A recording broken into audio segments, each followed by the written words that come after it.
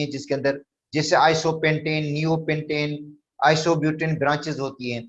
और उसके बाद साइक्लिक कंपाउंड्स हमने पढ़े थे, साइक्लिक कंपाउंड्स या क्लोज चेन कंपाउंड्स। तो क्लोज चेन की दो टाइप हमने पढ़ी थी, एक होमोसाइक्लिक, एक हेटेरोसाइक्लिक। फिर बेटा होमोसाइक्लिक की दो टाइप हमने पढ़ी थी, एक एलिसाइक्लिक, एलिसाइक्लिक वही है साइक्लोप्रोपेन, साइक्लोब्यूटेन, साइक्लोपेंटेन, साइक्लोहेक्सेन, साइक्लोअल्केन जिनको बोलते हैं जनरली, जिनका जनरल फार्मूला CnH2n है। बेटा जनरल फार्मूला ये भी नोट कर दो, छोटी सी चीजें आ सकती हैं क्योंकि इन्होंने दिए ही क्लासिफिकेशन है, ऑर्गेनिक कंपाउंड की दर्जा बंदी दी है, दोबारा इसमें से क्वेश्चन निकालेंगे वो, तो इनको ज्यादा अच्छी तरह से पढ़ लो, उनके फार्मूले भी याद कर लो। साइक्लोअल्केन का फार्मूला कल मैंने आपको लिखवाया था, CnH2n है। साइक्लोअल्कीन, अल्केन का फार्मूला अल्कीन जैसे ही है, ठीक है, एक दूसरे का आइसोमर्स है ये, हम आगे पढ़ूंगा आइसोमरिज्म में पढ़ा दूंगा आपको मैं। अच्छा अब उसके बाद आते हैं एरोमेटिक पे। तो बेटा एरोमेटिक क्या है, वैसे लफ्ज एरोमेटिक का मतलब तो प्लीजेंट स्मेल है, क्योंकि इनको जब ड्राफ्ट किया गया था, ये जब डिस्कवर हुए थे, तो जो शुरू वाले कंपाउंड थे उनके अंदर प्लीजेंट स्मेल थी, जिसकी वजह से इनका नाम एरोमेटिक पड़ गया। अब एरोमेटिक की तो वसी क्लास से कंपाउंड्स की, एरोमेटिक की बेहतर बेटा और ज्यादा डेफिनेशंस और भी हैं एरोमेटिक की, ठीक है, मगर उन पे तो हम जा ही नहीं रहे ना इसके अंदर कोई सिलेबस में कोई बात की गई है। हम वो उन्हीं एरोमेटिक की बात करते हैं जो बेंजीन से रिलेटेड है, बेंजीन या बेंजीन के डेरिवेटिव, उनको एरोमेटिक कहा जाता है, ठीक है। अब एरोमेटिक की कंडीशंस के कार्बन sp2 हेबर्ड होने चाहिए, बेटा हेबर्ड sp2 होने चाहिए कार्बन के अंदर, प्लेनर ट्राइगोनल हो, एंगल 120 की हो उसके अंदर, तो बेंजीन में भी ऐसे ही है, बेंजीन में एंगल 120 की है, कार्बन सभी sp2 हेबर्ड है, प्लेनर ट्राइगोनल होते हैं, ठीक है। और अल्टरनेट डबल बॉन्ड्स होते हैं बेटा, कंजुगेशन होती है, डबल सिंगल डबल इस तरह होते हैं, ठीक है, बेंजीन में। तो कल हमने पढ़ा था बेंजीन, और बेंजीन के जो डेरिवेटिव हैं, फिनोल, टोलिन, एनिलीन, ठीक है, नाइट्रोबेंजीन, क्लोरोबेंजीन, सभी एरोमेटिक हैं। अच्छा दूसरा पढ़ा था हमने नेफ्थलीन, बेटा जिसके अंदर दो बेंजीन कंबाइन हो जाती है, कल नेफ्थलीन तक हमने पढ़ लिया था। अब एक रहा था एंथ्रासीन, वो हमने नहीं पढ़ा था, वो आपको मैं पढ़ा लेता हूँ, कल के जो लेक्चर था उसमें एक एंथ्रासीन रहता है। तो बेटा अब मैं वही टॉपिक उसी को कंटिन्यू करता हूँ, जाहिर बात है classification of the organic compound में जो रिमेनिंग पोर्शन है बेटा, रिमेनिंग टॉपिक है वो मैं आपको पढ़ा रहा हूँ।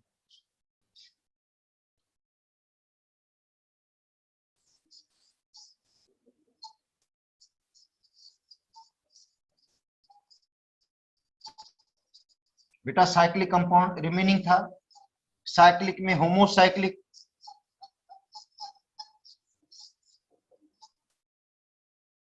और होमोसाइक्लिक में एलिसाइक्लिक, ये पढ़ा दिया मैंने कल आपको। एरोमेटिक भी कल मैंने पढ़ा दिया था, एरोमेटिक कंपाउंड्स।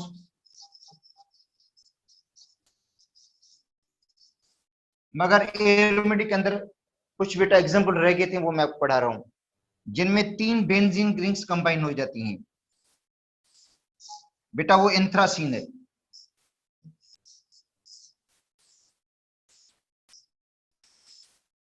ये देखो एंथ्रासीन, यहाँ पे डबल बॉन्ड, इधर डबल, इधर डबल, यहाँ पे डबल बॉन्ड, इधर डबल बॉन्ड, यहाँ पे double, double single double single double, या इसको देखो double bond single bond double single double single double, इधर देखो यहाँ पे डबल बॉन्ड, इधर single bond double single double, इस तरह देखो इसके अंदर बेटा अल्टरनेट है। और एक और बात आपको मैं एरोमेटिक की बता दूं, जो हक्कल रूल कहता है कि एरोमेटिक के अंदर 4n+2 पाई इलेक्ट्रॉन्स होते हैं। बेटा एरोमेटिक के अंदर क्या होते हैं, 4, चलो वो मैंने कल बात बताई नहीं आपको, इसके अंदर तो शायद नहीं है, मगर फिर भी आपको मैं बता देता हूँ कि एरोमेटिक के अंदर बेटा 4n+2 पाई इलेक्ट्रॉन्स होते हैं अकॉर्डिंग टू हक्कल्स रूल।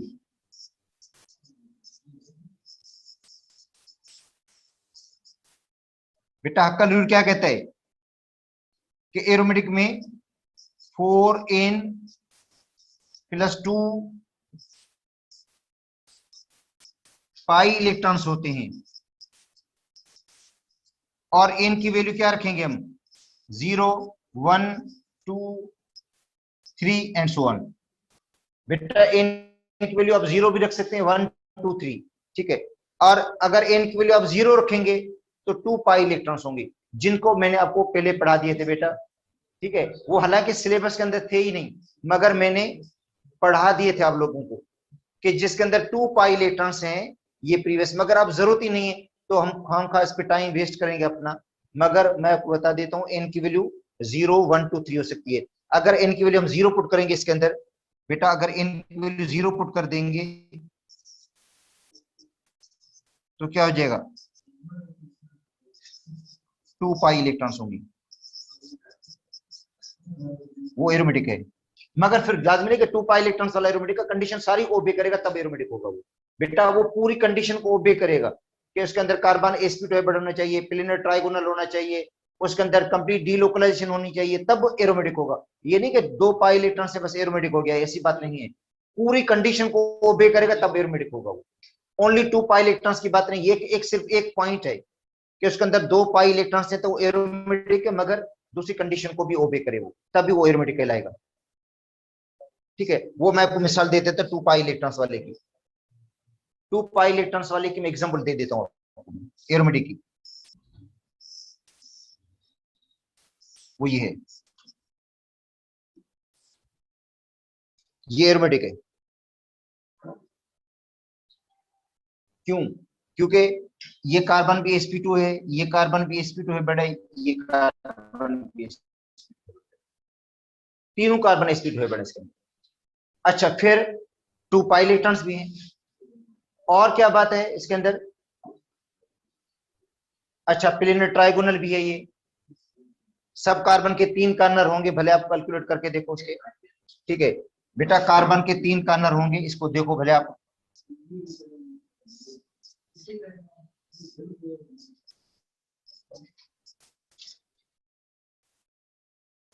कि यहाँ पे पॉजिटिव चार्ज है।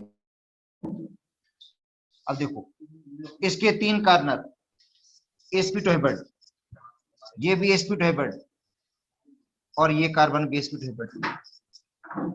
फिर डीलोकलाइजेशन कैसे हुई, आप सोचिए से इसमें तो अल्टरनेट पाई बॉन्ड ही नहीं है।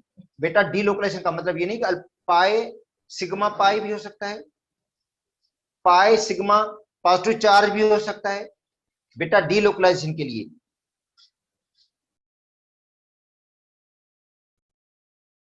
देखो डीलोकलाइजेशन के लिए क्या होगा, पाई सिग्मा पॉजिटिव चार्ज है तो भी डीलोकलाइजेशन है, पाई सिग्मा। देखो डीलोकलाइजेशन की कंडीशंस आपको मैंने पुराने लेक्चर्स में हो गई है सारी, कि पाई सिग्मा पॉजिटिव चार्ज है, पाई है बेटा pi bond, pi sigma pi, pi sigma और पॉजिटिव चार्ज है तो भी है, pi sigma negative charge lone pair है तो भी डीलोकलाइजेशन होगी।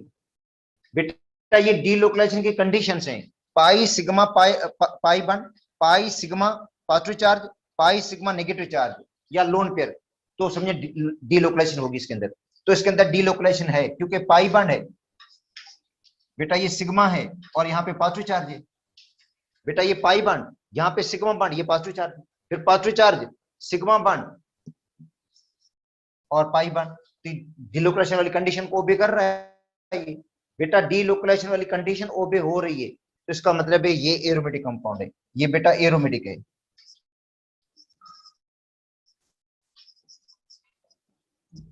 ये बेटा सिलेबस के अंदर नहीं है, मैं आपको इससे जनरल नॉलेज के हवाले से पढ़ा रहा हूँ, ठीक है, ताकि आपको पता चले कि जिसके अंदर 2 पाई इलेक्ट्रॉन्स हैं वो भी एरोमेटिक है, जिसकी ये एग्जांपल है, ठीक है।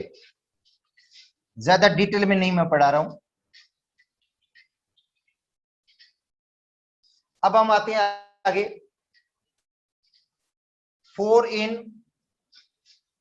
अगर n इक्वल 2 रखें हम तो क्या हो जाएगा, तो 4 इंटू 2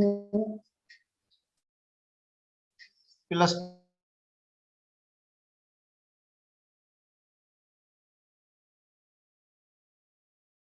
क्योंकि n की वैल्यू 1 रखी नहीं हमने अभी।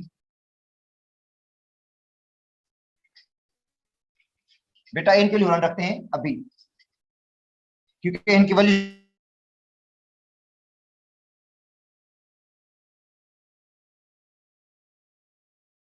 डबल 1।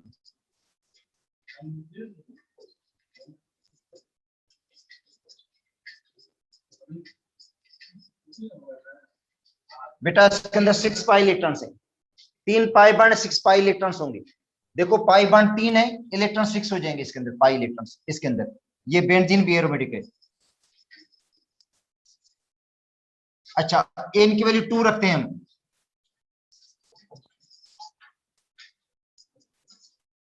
तो 4 इंटू क्या हो जाएगा, 2 + 2 क्या हो जाएगा, 8 और 2 10, 10 पाई इलेक्ट्रॉन से।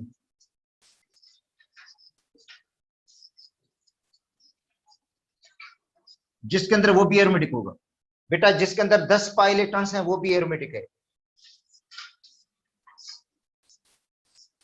इसको देख लो, इसके अंदर पाई इलेक्ट्रॉन 10 हैं, यहाँ डबल बॉन्ड, इधर डबल बॉन्ड, यहाँ डबल बॉन्ड, यहाँ पे डबल बॉन्ड, यहाँ पे डबल बॉन्ड। कितने डबल बॉन्ड्स हैं, 5 डबल बॉन्ड्स हैं, तो 10 पाई इलेक्ट्रॉन्स हो जाएंगे।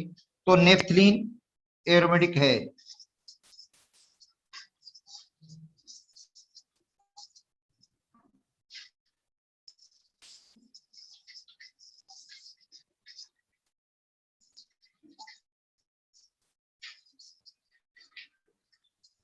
बेंजीन भी एरोमेटिक है। अच्छा n की वैल्यू 3 रखते हैं, तो क्या होगा, 4 इंटू 3 + 2। बेटा 4 इंटू 3 + 2, क्योंकि 4n + 2 पाई इलेक्ट्रॉन्स हैं। फार्मूला है 4n + 2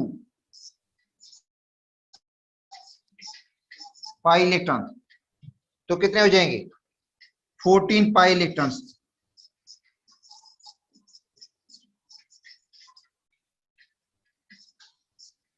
बेटा ये 14 पाई इलेक्ट्रॉन्स किसके अंदर है,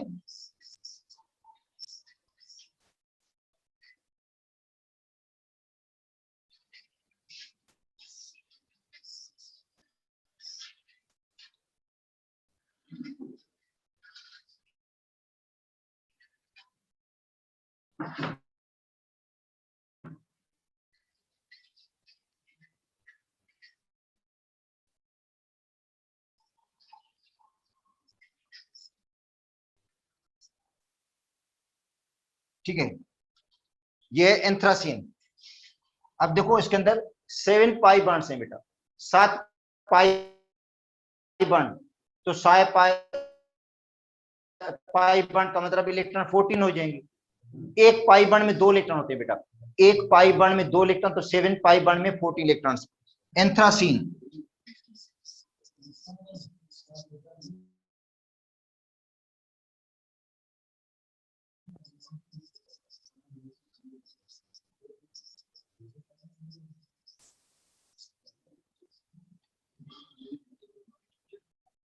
बेटा एंथ्रासीन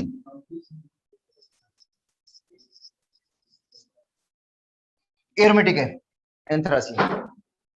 नेफ्थलीन भी एरोमेटिक है, तो नेफ्थलीन का फार्मूला क्या हो जाएगा, C10H8। बेटा एंथ्रासीन का फार्मूला क्या होगा फिर, एंथ्रासीन का फार्मूला भी बनाना है आपको, कि एंथ्रासीन में कितने कार्बन है और कितनी हाइड्रोजन है, ये आपने कैलकुलेट करना है। अच्छा अब कभी कभी ऐसा होता है, पूछा जाता है कि भाई इनमें से कौन सा एरोमेटिक है, कौन सा एरोमेटिक नहीं है। बेटा कौन सा एरोमेटिक है, कौन सा एरोमेटिक नहीं है, अगर आपको कहा जाता है, इस तरह स्ट्रक्चर दिए जाते हैं, चलो वो मैं लास्ट में प्रैक्टिस करवा दूंगा, अभी छोड़ते हैं इसको, आगे टॉपिक रहता है वो करवा देता हूं मैं आपको, ठीक है।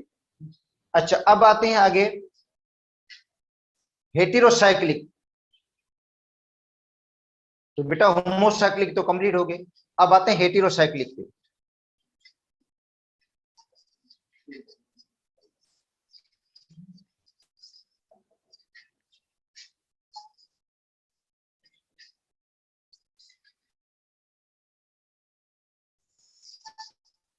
अच्छा बेटा, हेटेरोसाइक्लिक वो होते हैं जिनमें कार्बन के साथ, जो रिंग में कार्बन है, कार्बन के साथ कोई एडिशनल और एलिमेंट्स हो, नाइट्रोजन, सल्फर या ऑक्सीजन, उनको हम कहते हैं हेटेरोसाइक्लिक। तो बेटा हेटेरोसाइक्लिक में कार्बन की रिंग होगी, कार्बन की रिंग के साथ या तो नाइट्रोजन जुड़ा होगा रिंग के अंदर, या ऑक्सीजन होगा, या सल्फर होगा। तो उनको हम क्या हेटेरोसाइक्लिक, जैसे पैराडीन है।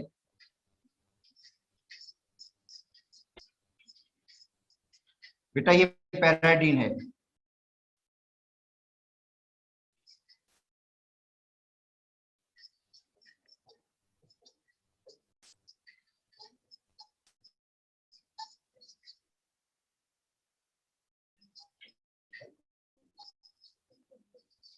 हेटेरोसाइक्लिक है, रिंग में नाइट्रोजन लगी हुई है, C5H5N,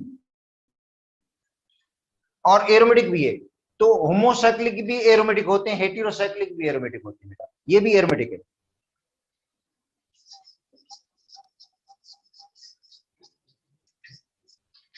ठीक है बेटा, ये हेटेरोसाइक्लिक एरोमेटिक है। और उससे पहले जो बेंजीन पढ़ा था होमोसाइक्लिक एरोमेटिक था। बेटा ये पैराडीन जो है हेटेरोसाइक्लिक एरोमेटिक है। अगर एरोमेटिक का पूछा जाएगा तो ये एरोमेटिक है बिल्कुल। ठीक है, अगर ओनली एरोमेटिक का पूछा जाए तो ये एरोमेटिक है बेटा।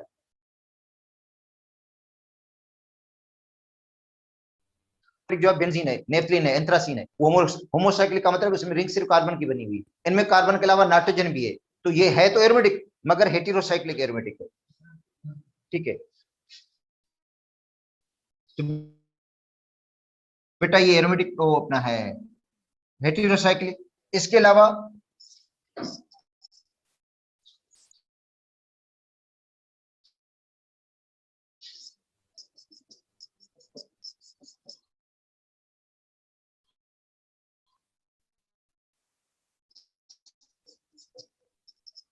ये भी एरोमेटिक है। आप कहेंगे सर कंडीशन तो ओबे नहीं कर रहे एरोमेटिकल। बेटा कंडीशंस को ओबे नहीं कर रहा है, क्योंकि आपने कंडीशंस बताई थी कि 4n+2 पाई इलेक्ट्रॉन्स हो, 6 पाई इलेक्ट्रॉन्स हो।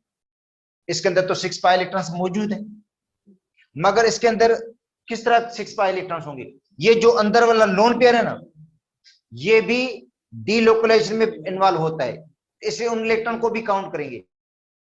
बेटा ये जो बीच लोन पेयर, एक लोन पेयर सिर्फ, ये जो लोन पेयर है ना, ये भी डीलोकलाइजेशन में हिस्सा लेता है। ये जो लोन पेयर है ये डीलोकलाइजेशन में हिस्सा लेता है। ठीक है, क्यों?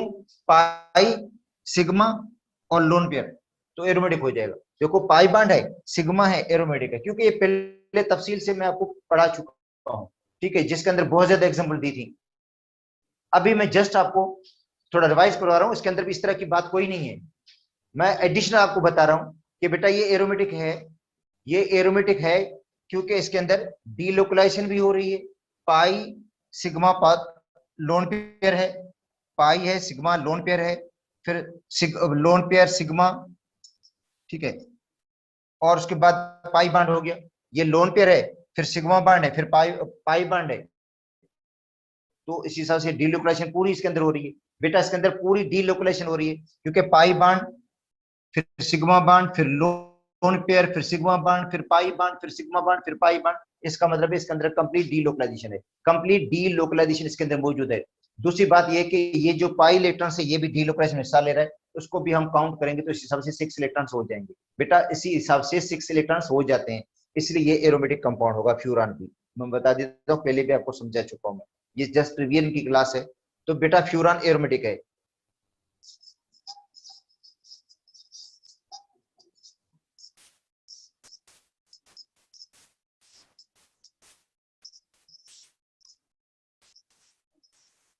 सल्फर को देख लो,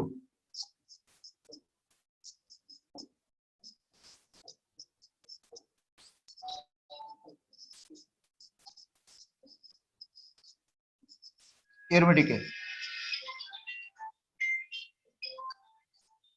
ये भी एरोमेटिक है।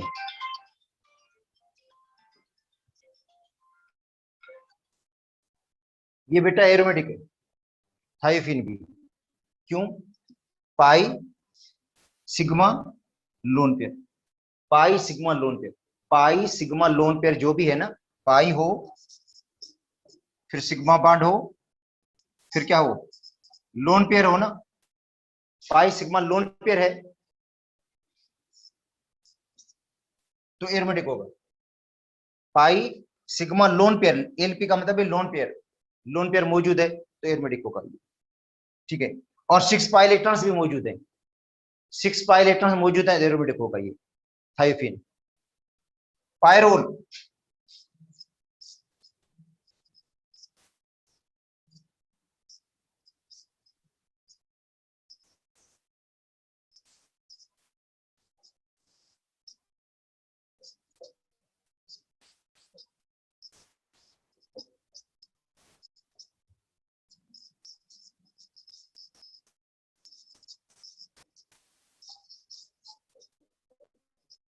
ये भी एरोमेटिक है, पाई सिग्मा लोन पेयर है, पाई सिग्मा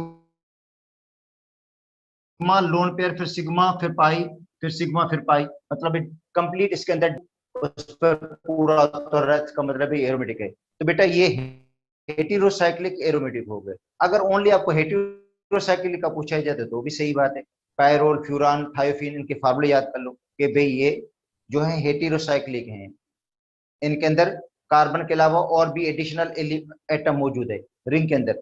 ठीक है, मगर है ये एरोमेटिक। हेटेरोसाइक्लिक एरोमेटिक एक होता है होमोसाइक्लिक एरोमेटिक, बेंजीन या बेंजीन के जो डेरिवेटिव है। ठीक है, तो ये आज हमने पूरा कर लिया इसको। अब हम पढ़ते हैं फंक्शनल ग्रुप को।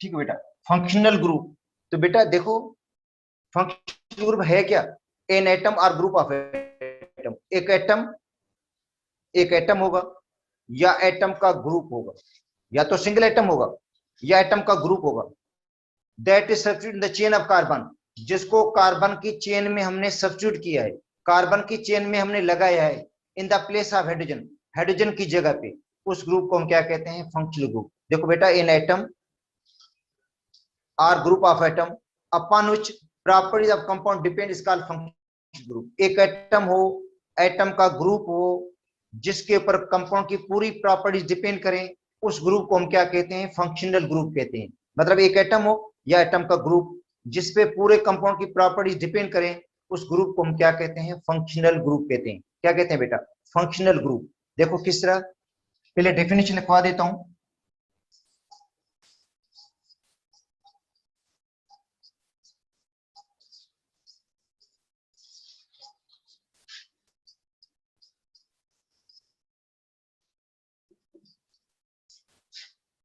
ठीक है बेटा, तो an atom or group of atoms, एक एटम या एटम का ग्रुप, एक एटम हो या एटम का ग्रुप हो, अपन विच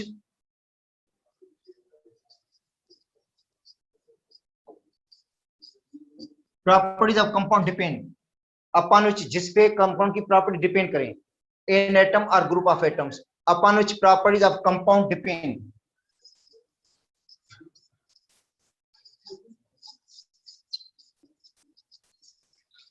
जिस पर कंपाउंड की प्रॉपर्टी क्या करें, डिपेंड करें।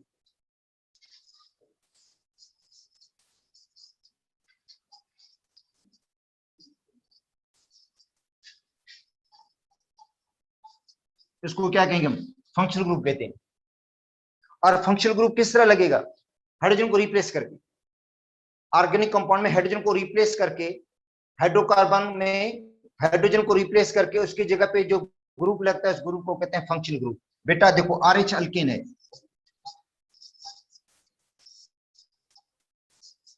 इसमें H को रिप्लेस कर दें और X लगा दें इसकी जगह पे, तो बन जाएगा R, X को मैं दूसरे से लिख,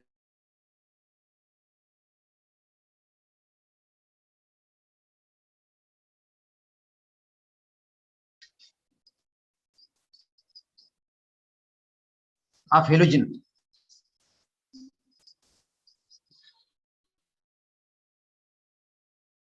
बेटा ये हेलोजन का फंक्शनल ग्रुप है। अल्काइल हेलाइड मतलब अल्केन में हाइड्रोजन को रिप्लेस करके एक्स लगा दिया, फ्लोरीन क्लोरीन ब्रोमीन लगा दिया, तो एक्स जो फंक्शनल ग्रुप है। जो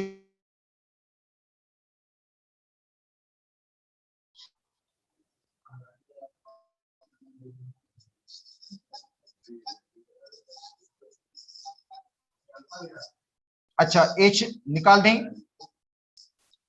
और OH लगा दें तो क्या बन जाएगा भाई, ROH। तो ये OH जो ग्रुप लगा है बेटा ये नया ग्रुप है, ये हाइड्रोजन की जगह पे लगा है, तो इस ग्रुप को क्या कहेंगे हम, फंक्शनल ग्रुप ऑफ अल्कोहल। और पूरे कंपाउंड की प्रॉपर्टी इसी OH पे डिपेंड करेंगी। केमिकल प्रॉपर्टीज, जो केमिकल प्रॉपर्टीज होंगी वो फंक्शनल ग्रुप पे डिपेंड करती हैं बेटा, और जो फिजिकल प्रॉपर्टीज होती हैं वो डिपेंड करती हैं अल्काइल ग्रुप पे। Melting point, boiling point, solubility, ये डिपेंड करती हैं अल्काइल ग्रुप पे। बेटा ये फिजिकल प्रॉपर्टीज हैं, जो फिजिकल प्रॉपर्टीज हैं वो अल्काइल ग्रुप पे डिपेंड करती हैं, और जो केमिकल प्रॉपर्टीज हैं वो डिपेंड करती हैं फंक्शनल ग्रुप पे।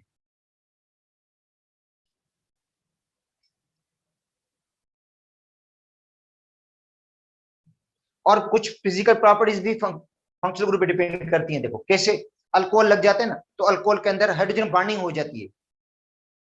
बेटा अल्कोहल में हाइड्रोजन बॉन्डिंग होगा, हाइड्रोजन बॉन्डिंग की वजह से उसका बॉइलिंग पॉइंट बढ़ जाएगा, हाइड्रोजन बॉन्डिंग की वजह से बॉइलिंग पॉइंट बढ़ा है, हाइड्रोजन बॉन्डिंग की वजह से उसकी डेंसिटी बढ़ जाएगी, हाइड्रोजन बॉन्डिंग की वजह से उसकी सोल्युबिलिटी वाटर के अंदर बढ़ जाएगी। ठीक है, तो अब समझिए केमिकल प्रॉपर्टीज भी होगी, साथ में जो फिजिकल जो प्रॉपर्टीज है ना एडिशनल, वो भी इस पे डिपेंड कर रही है।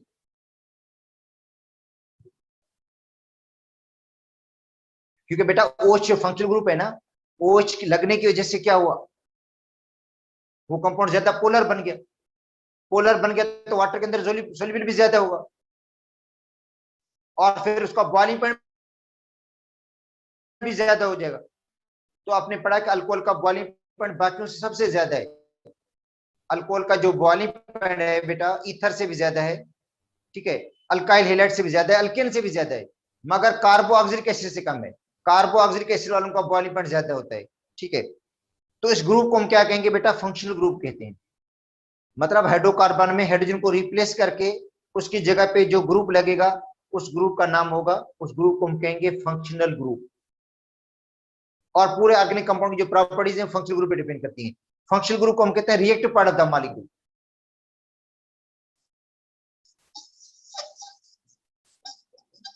रिएक्टिव पार्ट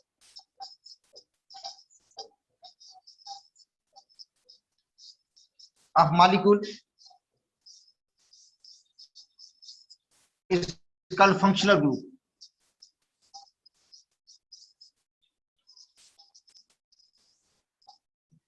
बेटा जो रिएक्टिव पार्ट होता है उसको हम क्या कहते हैं, फंक्शनल ग्रुप कहते हैं। ठीक है, अब कुछ फंक्शनल ग्रुप है बेटा, इसके अंदर लिस्ट दी गई पूरी फंक्शनल ग्रुप की।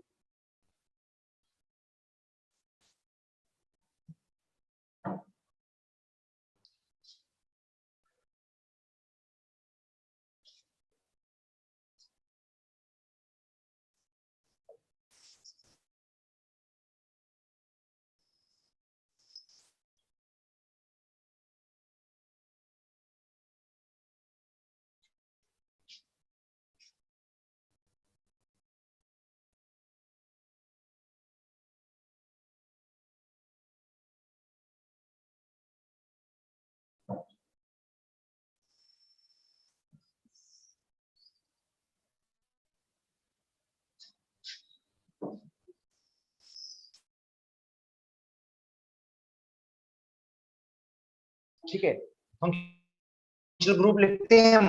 उसके बाद है क्लास ऑफ कंपाउंड,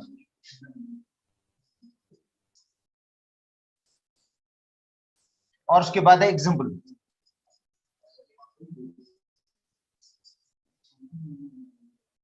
ठीक है बेटा, और फंक्शनल ग्रुप के अंदर क्या आ जाता है, इसका फार्मूला आ जाता है।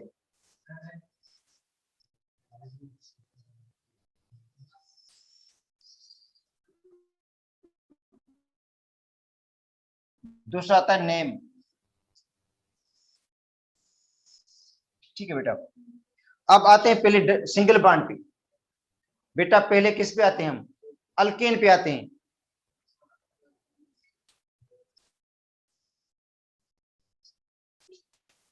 सारे सिंगल बॉन्ड्स हैं बेटा, सिंगल बॉन्ड्स हैं। इनको हम क्या कहेंगे? अल्केन। क्या कहेंगे बेटा? अल्केन। और इसका example ethane, propane, butane, pentane, hexane. ठीक है बेटा, इसकी जो एग्जांपल है वो है इथेन।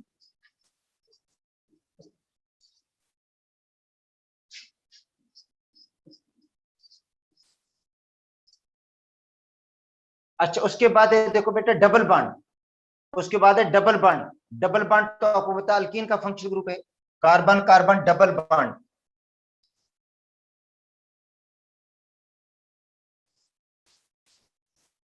ये फंक्शनल ग्रुप बेटा याद करने पड़ेंगे। कार्बन कार्बन के दरमियान डबल बॉन्ड है, कार्बन कार्बन के दरमियान, तो ये डबल बॉन्ड फंक्शनल ग्रुप है। ये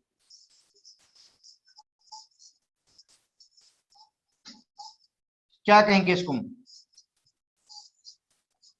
अल्कीन कहेंगे। तो जिनमें कार्बन कार्बन के दरमियान डबल बॉन्ड है उसको क्या कहते हैं हम? क्लास क्या है कंपाउंड की? अल्कीन। और इसकी एग्जांपल कौन सी है?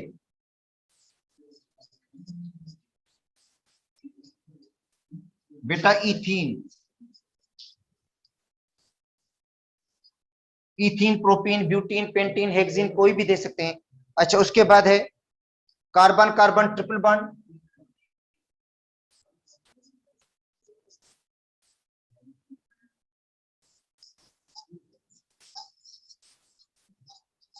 कार्बन कार्बन के दरमियान बेटा ट्रिपल बॉन्ड है। और ये कौन सी क्लास के कंपाउंड में होगा? अल्काइन में।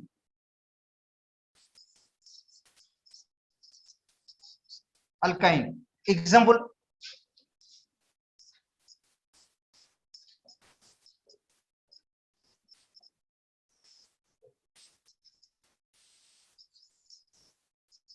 बेटा इथाइन या एसिटलाइन। अच्छा, उसके बाद है x, fluorine, chlorine, bromine, iodine. बेटा एक्स अभी मैंने पढ़ा था कि अल्केन में से हाइड्रोजन को निकालकर उसकी जगह पे एक्स लगा देते हैं। ठीक है, तो इसको क्या पढ़ेंगे? हेलोजन बेटा, हेलो। इसको जनरली क्या पढ़ेंगे? हेलो। हेलो में क्लोरो, फ्लोरो, क्लोरो, ब्रोमो, आयोडो आ जाते हैं बेटा। बेटा ये हेलोजन फैमिली है, ये हेलोजन फैमिली है। ठीक है, इनके कंपाउंड को हम क्या कहेंगे? अल्काइल हेलाइड कहते हैं। क्या कहते हैं? ऐसे कंपाउंड को हम कहेंगे अल्काइल हेलाइड। बेटा ऐसे कंपाउंड को हम क्या कहेंगे? अल्काइल हेलाइड कहेंगे, जिनके अंदर एक्स लगा होता है। और एक्स का मतलब है फ्लोरीन, क्लोरीन, ब्रोमीन, आयोडीन। अब आते हैं इसकी एग्जांपल पे। तो CH3, Ca लगा दो, Br लगा दो, I लगा दो, F लगा दो। कोई भी हेलोजन बेटा लगा होगा, कोई भी हेलोजन लगेगा। अल्केन में हाइड्रोजन को निकालकर उसकी जगह पे हेलोजन लगा देंगे। तो अब देखो इथेन में हाइड्रोजन निकालकर उसकी जगह पे क्लोरीन लगा दिया, तो बन गया क्लोरो इथेन। क्या बन गया बेटा? ये बन गया क्लोरो इथेन। क्लोरो जो है ब्रोमो इथेन भी हो सकता है, आयोडो इथेन भी हो सकता है, आयोडो प्रोपेन भी हो सकता है, आयोडो ब्यूटेन, पेंटेन, हेक्सेन कोई भी हो सकता है। जनरली इनको हम कहेंगे अल्काइल हेलाइड। अब उसके बाद है बेटा OH। ये भी मैंने अभी पढ़ाया था आपको, OH। अच्छा, OH किसका फंक्शनल ग्रुप है बेटा? OH अल्कोहल का फंक्शनल ग्रुप है। इसको हम कहते हैं हाइड्रोक्साइल। हाइड्रोक्सी ग्रुप होता है ये। बेटा हाइड्रोक्साइल ग्रुप है ये। OH को हम बेसिक कहते हैं, OH का मतलब हाइड्रोक्साइल ग्रुप है। और इनको हम कहेंगे अल्कोहल।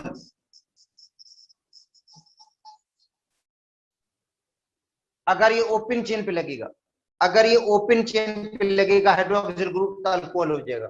अगर ये बेंजीन की रिंग के ऊपर लगेगा तो उसको हम करेंगे फिनोल। बेटा ये हाइड्रोक्साइल ग्रुप है, हाइड्रोक्साइल ग्रुप है, मगर हाइड्रोक्साइल ग्रुप अगर ओपन चेन पे लगा हुआ है तो अल्कोहल है। तो CH3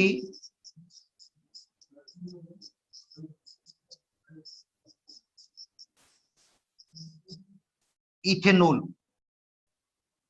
ये क्या है बेटा, है इथेनॉल है, ठीक है।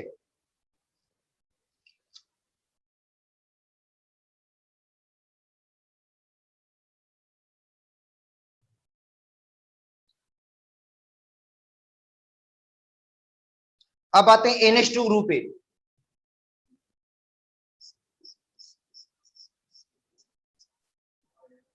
बेटा NH2 ग्रुप कौन सा होता है, अमाइनो ग्रुप है। NH2 amino group,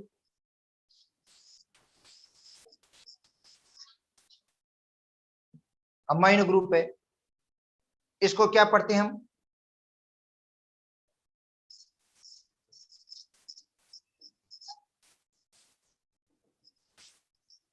primary amine भी कह सकते हो, अल्काइल अमाइन भी बोल दो भले,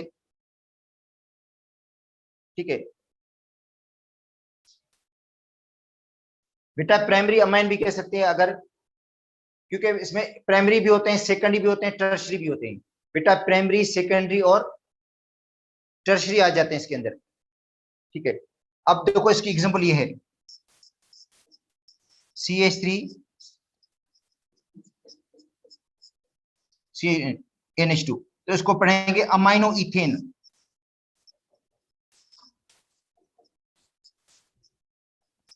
तो दोबारा से बेटा इसको रिवाइज कर दो, दोबारा से याद कर लो, क्योंकि फंक्शनल ग्रुप से क्वेश्चन कोई ना कोई आ सकता है।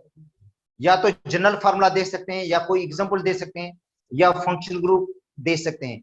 इसलिए इसके अंदर एक जो इजाफी ग्रुप है बेटा, एक इजाफी ग्रुप जो सिंध के उसमें, पंजाब के सॉरी इसमें के जो आपने फेडरल का सिलेबस पढ़ा था उसके अंदर नहीं था, वो था इमीन। इमीन आपको मैंने बाद में तो पढ़ा दिया था उसके अंदर, मगर उसकी जो लिस्ट थी फंक्शनल ग्रुप उसके अंदर वो नहीं आया था, वो इसके अंदर मौजूद है, ठीक है। वो इसके अंदर बेटा मौजूद है, इसके बाद आएगा, ठीक है। तो अब आपकी फिजिक्स की क्लास होगी, what is the non class. बेटा उसके बाद आपकी बायो की क्लास है, हाँ बायो की क्लास है लास्ट में।